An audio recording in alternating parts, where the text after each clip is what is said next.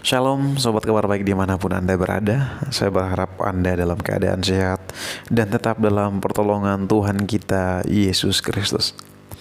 Hari ini saya ingin meresponi salah seorang mualaf yang bernama Johnny Charles, yang dengan percaya diri membuka mulutnya dan menyerang iman Kristen. Maaf, Bapak Said. Pak Said ini mohon maaf, nama asli apa udah berubah? Nama sudah Islam. Nama sudah Islam ya? Iya. Nama sebelumnya kalau boleh tahu? Johnny Charles. Johnny ya? Johnny Charles. Johnny Charles. Ya, Nama Islamnya Muhammad Said. Muhammad Said. Ya. Iya. Dalam sebuah wawancara terbuka, beliau menceritakan pengalamannya ketika dia masih menjadi seorang Kristen. Beliau mengatakan bahwa orang Kristen salah membuat doktrin. Seharusnya doktrin yang dibuat oleh orang Kristen bukan Trinitas, melainkan Duinitas. Alasannya adalah Allah Bapa dan Anak memang berpribadi, tetapi Roh Kudus itu bukan pribadi, melainkan tenaga aktif Allah. Demi kejelasannya, mari kita simak video berikut. Allah Bapa ya Allah, Tuhan Allah. Putra yaitu Yesus Kristus dan Roh Kudus. Ketiga-tiganya mempunyai kuasa yang sama. Tetapi pada dasarnya salah itu. Kalau mereka mau membuat suatu doktrin, maka buatlah doktrin Duinitas, jangan Trinitas. Karena Allah, Allah oknum, pribadi. Dalam artian pribadi yang rohani ya. Pribadi rohani. Yesus Kristus, Isa alaihissalam juga pribadi rohani. Tapi Roh Suci bagaimana? Roh Suci itu kan di dalam Bible sendiri mengatakan bahwa Roh Suci itu adalah tenaga aktif Allah, daya kekuatan Allah. Manusia diciptakan oleh Allah, kemudian Allah menghembuskan, ya kan, memberikan daya hidup kepada manusia itu, daya kekuatan Allah, sehingga manusia itu bisa bergerak, bisa hidup kan, gitu. Jadi itu daya kekuatan Allah, spirit. Nah itu bukan pribadi. Rohul Kudus itu bukan pribadi. Kalau kita, Allah meniupkan ruhnya kepada manusia sehingga manusia itu hidup kan. Maka apa dasarnya gitu? Gak ada dasarnya. Mereka membuat doktrin Trinitas itu salah besar. Kalau mau buat doktrin Duinitas, jangan Trinitas, karena Roh Kudus tidak termasuk gitu. Nah itu kan Roh Kudus tidak termasuk. Tapi mereka menganggapnya Tuhan ya, tiga-tiga. Nah itu dia, itu yang salah kan. Wow, ekspresi dari mualaf Johnny Charles ini seperti seorang yang sangat-sangat luar biasa.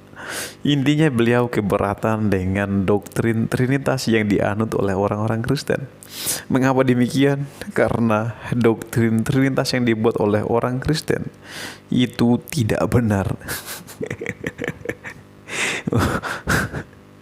Oke, Sobat Kabar Baik, kira-kira ada 3 poin yang ingin kita bahas hari ini.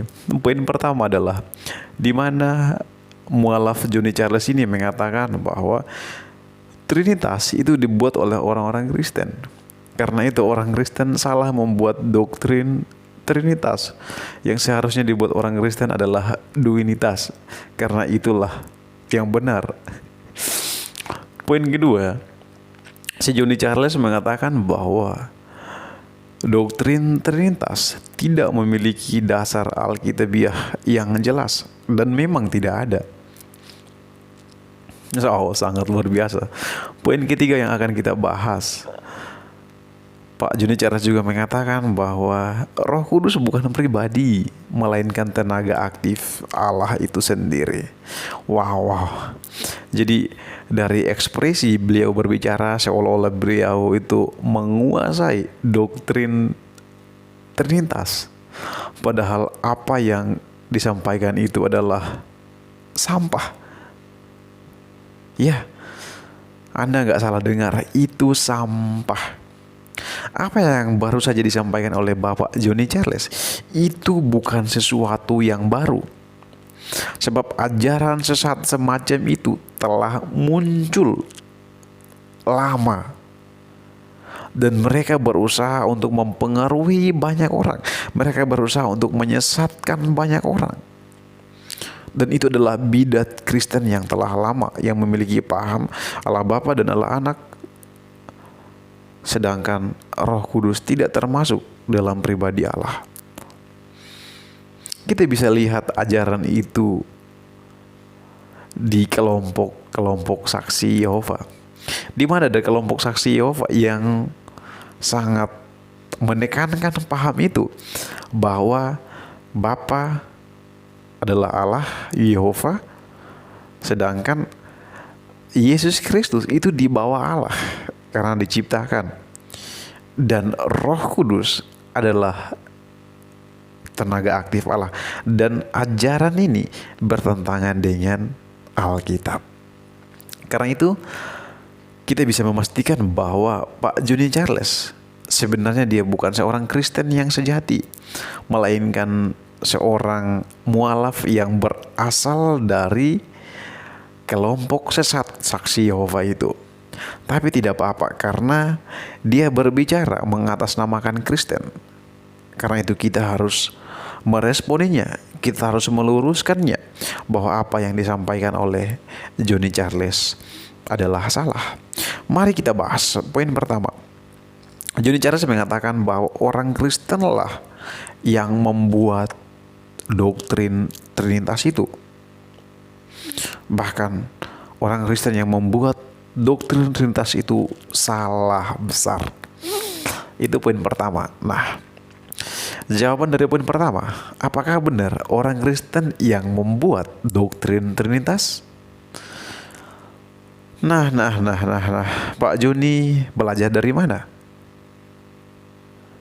Bapak sudah sangat jauh disesatkan oleh kelompok saksi Yehova, sehingga sangat luar biasa Anda dicekoki dengan paham-paham yang keliru tentang Trinitas. Saya ingin katakan kepada kita semua bahwa Trinitas tidak dibuat oleh siapapun.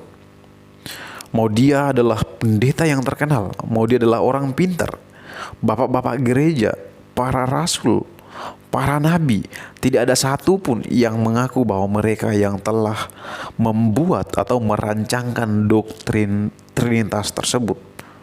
Jadi apa yang dikatakan oleh si mualaf itu 1000% adalah salah, itu hoax. Ingat ya, bukan 100%, tapi 1000%, bahkan lebih dari itu. Poin kedua, di mana Bapak Joni Charles mengatakan bahwa doktrin Trinitas itu tidak memiliki dasar Alkitabiah. Apakah benar demikian? Sehingga beliau mengatakan bahwa seharusnya orang Kristen membuat doktrin Duinitas, karena doktrin Duinitas lah yang sesuai dengan Alkitab. Ini lucu. Pak Joni Charles, apa urusanmu mengurusi iman orang lain? Anda kan bukan lagi orang Kristen. Anda kan bukan lagi saksi Yehova. Mengapa Anda mengurusi kepercayaan saksi Yehova dan beranggapan bahwa ajaran saksi Yehova adalah ajaran Kristen? No, salah Pak, salah. Jadi saya harus luruskan Bapak. Apa yang Bapak sampaikan itu salah. Nah, oke. Berkaitan dengan doktrin Trinitas tidak memiliki dasar Alkitabiah. Wow, ini adalah sesuatu yang luar biasa. Saya ingin mengakui bahwa memang kata Trinitas tidak kita temukan di dalam Alkitab. Sebab Trinitas adalah sebuah istilah yang menggambarkan kebenaran di dalam Alkitab tersebut. Trinitas adalah Allah yang satu yang memiliki pribadi jamak. Jadi kami orang Kristen percaya kepada Allah yang Esa, namun memiliki 3 pribadi, yaitu Bapa, Putra, dan Roh Kudus. Ketiganya memiliki hakikat yang sama.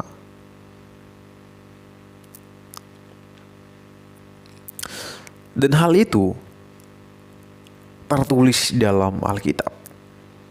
Jika Bapak membaca Alkitab dengan baik, maka Bapak akan mengakui dan Bapak akan menerima konsep Trinitas. Sebab di dalam Kejadian itu telah menjelaskan bahwa Allah yang Esa itu memiliki pribadi yang jamak, yaitu lebih dari satu. Contohnya di dalam Kejadian 1 ayat 26. Agar lebih jelas saya akan membacakan bagi kita semua. Nah, di dalam Kejadian 1 ayat yang ke-26, di situ firman Tuhan berbunyi, "Berfirmanlah Allah, baiklah kita menjadikan manusia menurut gambar dan rupa kita, supaya mereka berkuasa atas ikan-ikan di laut dan burung-burung di udara dan atas ternak dan atas seluruh bumi dan atas segala binatang melata yang merayap di bumi." Di sini kita melihat ada kata kami. Nah, hal ini menjelaskan kepada kita bahwa Allah yang Esa itu memiliki pribadi yang jamak, yaitu lebih dari satu. Sekarang dalam Perjanjian Baru, Matius 3 ayat 16 sampai dengan ayat 17. Demikian firman Tuhan. "Sesudah dibaptis, Yesus segera keluar dari air, dan pada waktu itu juga langit terbuka dan ia melihat Roh Allah seperti burung merpati turun ke atasnya. Lalu terdengarlah suara dari surga yang mengatakan, inilah anakku yang kukasihi, kepadanya lah aku berkenan." Di sini terlihat jelas ada Allah Bapa, ada Allah Anak, dan Allah Roh Kudus, Trinitas. Bapak mau ngomong apa lagi? Bapak masih mau ribut? Oke, jadi ketika Yesus Kristus sedang dibaptis oleh Yohanes Pembaptis, setelah itu langit terbuka, turunlah Roh Kudus dalam rupa merpati, burung merpati. Dan setelah itu terdengar suara Bapa dari surga yang mengatakan bahwa inilah anakku yang kukasihi. Di sini terlihat jelas ada 3 pribadi, ada Bapa, ada Putra, dan ada Roh Kudus. Masih banyak ayat lagi yang menjelaskan tentang Trinitas, tapi demi mempersingkat video ini saya hanya mengambil 2 ayat. Sekarang kita masuk dalam poin ketiga. Bapak Juni Charles juga mengatakan bahwa Roh Kudus bukan pribadi, sebab Roh Kudus hanyalah tenaga aktif Allah itu sendiri. Agar lebih jelas, mari kita lihat ayat-ayat yang menjelaskan tentang keberadaan Allah Roh Kudus. Mari kita lihat dalam Yohanes 14 ayat 26. Di sini firman Tuhan berbunyi, "Tetapi penghibur, yaitu Roh Kudus yang akan diutus oleh Bapa dalam namaku, dialah yang akan mengajarkan segala sesuatu kepadamu dan akan mengingatkan kamu akan semua yang telah kukatakan kepadamu." Poin pertama, di sini Roh Kudus adalah pribadi yang bisa mengajar dan mengingatkan. Jika dia hanyalah roh, seperti yang dikatakan oleh Bapak Joni Charles, maka dia tidak bisa mengajar dan tidak bisa mengingatkan. Hal ini merujuk kepada pribadi, kepada seorang pribadi. Jadi di sini terlihat jelas bahwa Roh Kudus adalah pribadi. Demikian juga dalam Kisah Rasul 3 ayat 2. Di sini firman Tuhan mengatakan bahwa pada suatu hari ketika mereka beribadah kepada Tuhan dan berpuasa, berkatalah Roh Kudus, "Khususkanlah Barnabas dan Saulus bagiku untuk tugas yang telah kutentukan bagi mereka." Di sini terlihat jelas sekali lagi Alkitab menjelaskan bahwa Roh Kudus adalah pribadi.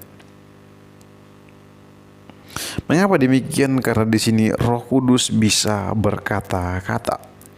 Roh Kudus berkata agar mengkhususkan.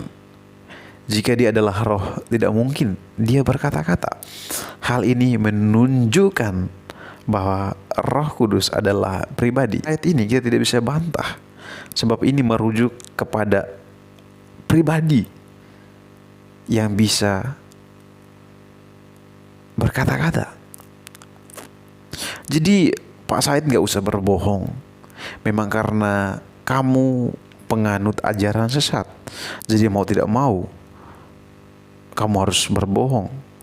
Karena jika tidak berbohong, Anda bukan siapa-siapa. Dan sekarang Anda menjadi panggung ketika berpindah ke Muslim. Ketika Anda menjadi orang Muslim, Anda seenaknya dan dengan bebas mencari panggung. Ya, itu terserah Anda. Tidak ada satu orang pun yang bisa melarang Pak Johnny Charles untuk berekspresi, berkata-kata. Itu kebebasan Bapak. Tetapi ketika Pak Johnny masuk di dalam ranah yang bukan hak Bapak, maka sebagai orang Kristen, saya berhak meluruskan Bapak. Oke? Nah, agar lebih jelas lagi, mari kita melihat bagaimana kerjasama antara Bapa, Putra, dan Roh Kudus. Hal ini terungkap di dalam perintah Tuhan Yesus di dalam Matius 28. Di dalam Matius 28 ayatnya yang ke-19. Di sini Tuhan Yesus mengatakan bahwa karena itu pergilah, jadikanlah semua bangsa muridku dan baptislah mereka dalam nama Bapa dan Anak dan Roh Kudus. Bagaimana kerjasama antara ketiga pribadi ini terlihat jelas di dalam perintah Tuhan Yesus. Karena itu pergilah, jadikanlah semua bangsa muridku dan baptislah mereka di dalam nama Bapa dan Anak dan Roh Kudus. Nah, jadi kita berbicara atas dasar kebenaran yang ada. Kita tidak keluar dari semuanya itu. 3 poin tentang keberatan Bapak sudah saya jawab. Silahkan Bapak memberikan tanggapan jika Bapak tidak puas dengan jawaban saya. Tetapi Bapak jangan berharap kami terpengaruh dengan semuanya itu. Sebab orang Kristen yang sejati telah berdiri kokoh di dalam imannya, yaitu percaya kepada Allah Bapa, Allah Anak, dan Allah Roh Kudus. Sebab kami hidup karena Allah Trinitas atau karena Allah Tritunggal. Semoga apa yang saya sampaikan hari ini bisa memberikan wawasan, bisa menguatkan kita sebagai orang-orang Kristen untuk terus berdiri teguh dalam iman kita. Tuhan Yesus memberkati.